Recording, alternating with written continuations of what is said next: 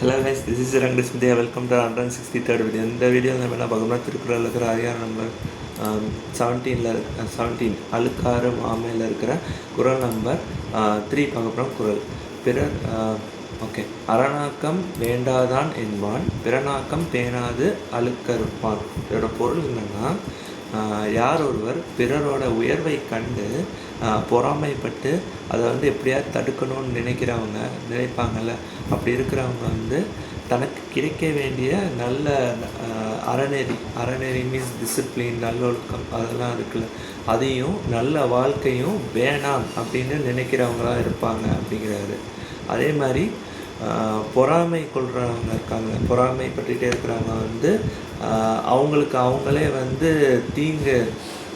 தீங்கு விளைவிச்சுட்டே இருப்பாங்க. அது என்பது தான் இதோட பொருள். ஸோ பொறாமைப்படுறதுனால உங்களுக்கு எந்த யூஸுமே இல்லை, உங்களுக்கு எல்லாமே பேக் ஃபயர் தான் ஆகும் அப்படின்னு சிம்பிளாக சொல்லிட்டு போயிட்டேன். தேங்க்யூ.